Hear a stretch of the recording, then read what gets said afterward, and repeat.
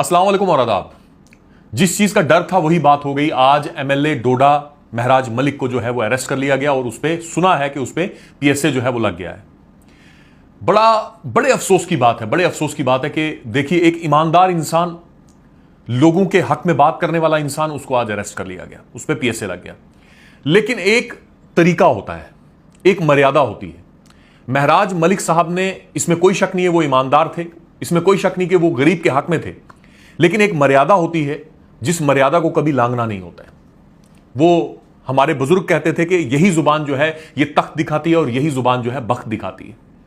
इसी जुबान से आपको इज्जत मिलती है और इसी जुबान से आपको जिल्लत मिलती है। तो महराज मलिक साहब ने अपने आप को कंट्रोल नहीं किया, गालियां, उल्टे सीधे लफ्ज अपने मुंह से निकाले। डीसी डोडा जो है उनके खिलाफ भी जो है वो बहुत गलत बातें की जो कि नहीं करनी चाहिए थी। एमएलए का प्रोटोकॉल जो है वो बहुत बड़ा है, बहुत बड़ा है। और एमएलए वो है जो कानून बनाता है। वो कभी कानून कभी हाथ में नहीं लेता है। वो लोगों का नुमाइंदा है। जिस तरीके का वो होगा उस तरीके की हमारी आने वाली नस्लें भी होंगी, हमारे नौजवान पीढ़ी भी उसी रास्ते पे चलेंगे। अगर हम गुंडों की तरह जो है एमएलए गिरी चलाने लगेंगे, अगर हम गुंडों की तरह गालियां निकालने लगेंगे, तो कहीं ना कहीं इसी तरीके का स्टेप जो है वो एडमिनिस्ट्रेशन लेती है, वो गवर्नमेंट लेती है। आज मुझे इस चीज का दुख है कि अगर ये इंसान अगर बेईमान होता, अगर ये इंसान अगर करप्ट होता, तो अगर ये अरेस्ट होता तो हमें इस चीज का दुख नहीं होता। हमें अफसोस इस चीज का है कि जिस भी इंसान से पूछो वो कहता है कि महराज मलिक जो है वो ईमानदार इंसान। बेहतर होता कि आराम से बैठ के बात की जाती, बेहतर होता कि सब ऑफिसर्स को साथ में लेके चला जाता। बहुत सी चीजें जो हैं वो आपके कहने पे होती हैं, कुछ चीजें जो हैं आपके कहने पे नहीं भी होती हैं। बैलेंस करना होता है। मतलब आप अगर एमएलए बन गए हो, आप फरमान जारी नहीं कर सकते हो। मैं आपको बताऊं कि एडमिनिस्ट्रेशन जो है, एडमिनिस्ट्रेशन को साथ में लेके जब तक आप नहीं चलोगे, ऑफिसर्स को गाली निकालते रहोगे, कभी भी आप काम नहीं करवा सकते और कभी भी आप कामयाब नेता नहीं बन सकते, कामयाब एमएलए नहीं बन सकते।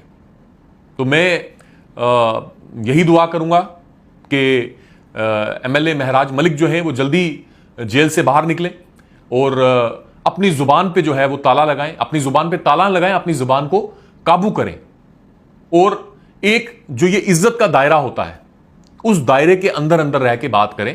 तो इंशाअल्लाह मुझे पूरा यकीन है कि पूरी असेंबली भी इनके साथ रहेगी। जब ये इज्जत के दायरे में रहेंगे तो इनके साथ जो है इनकी एडमिनिस्ट्रेशन भी साथ में रहेगी। कुछ चीजें माननी पड़ती हैं, कुछ चीजें मनवानी पड़ती हैं, लेकिन यह मनवाने का तरीका नहीं है कि मैं तेरे मुंह पे थूकूंगा वो दल्ले, ये तरीका नहीं है। इससे हमारी यूथ जो है वो बड़ी मतलब एक तरह से वो कुछ देर के लिए अप्रिशिएट करती है, उसको अच्छा लगता है कि एक इंसान मतलब हीरो की तरह ये सब कुछ कर रहा है। लेकिन अगर देखा जाए असल जिंदगी में ये चीजें नहीं होती, ये सिर्फ फिल्मी चीजें हैं। ये फिल्मों में ही हमें रहने देनी चाहिए। ये हमें असल जिंदगी में जो है अगर हमारे समाज में ये चीजें आ जाएं तो मेरे ख्याल से एक गलत इंपैक्ट पड़ेगा और हमारा समाज भी जो है वो उल्टे रास्ते पे चलेगा।